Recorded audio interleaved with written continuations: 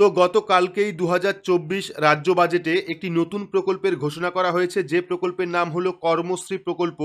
আর আজকের ভিডিওর মাধ্যমে আপনারা জানতে পারবেন কর্মশ্রী প্রকল্প কি, এই প্রকল্পে কারা কারা আবেদন করতে পারবে বা কারা কারা এই প্রকল্পের টাকা পাবে বা এই প্রকল্পে কত টাকা দেওয়া হবে। ডিটেলস কিন্তু আজকের ভিডিও থেকে আপনারা জানতে পারবেন, তাই ভিডিওটি শুরু থেকে শেষ পর্যন্ত অবশ্যই দেখবেন। প্রত্যেকের জন্যই কিন্তু ভিডিওটি খুবই গুরুত্বপূর্ণ, বিশেষ করে যাদের কাছে জব কার্ড রয়েছে। আর ভিডিওটি ভালো লাগলে লাইক করবেন, চ্যানেলটিকে সাবস্ক্রাইব করে পাশে রাখা বেল আইকনটি প্রেস করে নোটিফিকেশন অল করে রাখবেন, সবার সুবিধার্থে ভিডিওটি শেয়ার করবেন। তো চলুন শুরু করি।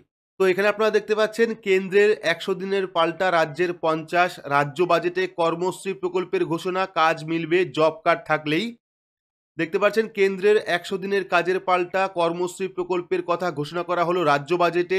এই প্রকল্পের আওতায় জব কার্ড হোল্ডারদের ৫০ দিন করে কাজ দেওয়ার ঘোষণা করা হয়েছে। চলতি বছরের মে মাস থেকে কার্যকর হবে এই নয়া প্রকল্প, অর্থাৎ এবার থেকে আপনারা যে ১০০ দিনের কাজ করতেন সেটা রাজ্যের হাতে কর্মশ্রী প্রকল্প নামে চলবে, সেটা হবে ৫০ দিনের কাজ, এমনটাই কিন্তু রাজ্য বাজেটে জানানো হয়েছে। ১০০ দিনের কাজের বকেয়া টাকা আটকে রেখেছে কেন্দ্র, এ নিয়ে বেশ কিছুদিন ধরে কিন্তু আন্দোলনের পথে নেমেছে তৃণমূল।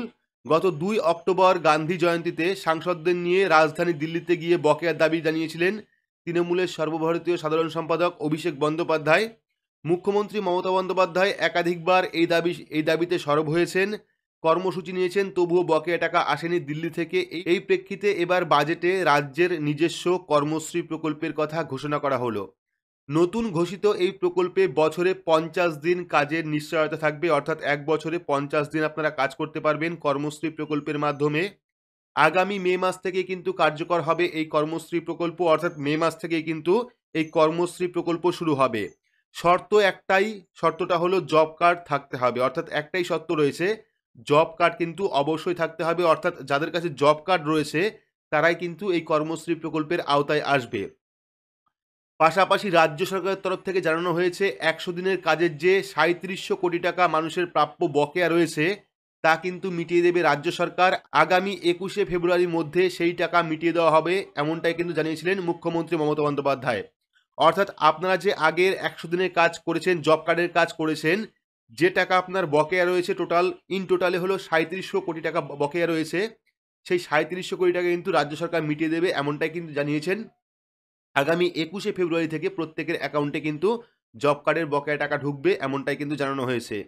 কিন্তু ঠিক কত টাকা মেটানো হবে তা কিন্তু জানানো হয়নি। বাজেটে জানিয়ে দেওয়া হলো ৩৭০০ কোটি টাকা মেটাবে রাজ্য। অর্থাৎ কত টাকা মেটাবে তা কিন্তু বলেনি, শুধুমাত্র জানিয়েছেন যে ৩৭০০ কোটি টাকা আপনাদের টোটাল জব কার্ডের যে বকেয়া টাকা সেটা মেটাবে রাজ্য।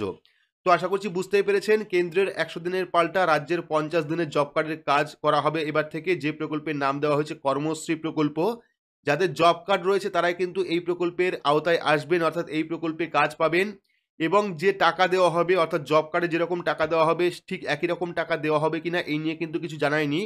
তো অবশ্যই পরবর্তী আপডেটের জন্য চ্যানেলটিকে সাবস্ক্রাইব করে রাখবেন। আর আজকের আপডেটটি আপনাদের কেমন লাগলো কমেন্ট বক্সে কমেন্ট করে জানাবেন। আর ভিডিওটি ভালো লাগলে লাইক করবেন, চ্যানেলটিকে সাবস্ক্রাইব করে পাশে রাখা বেল আইকনটি প্রেস করে নোটিফিকেশন অল করে রাখবেন, সবার সুবিধার্থে ভিডিওটি শেয়ার করবেন।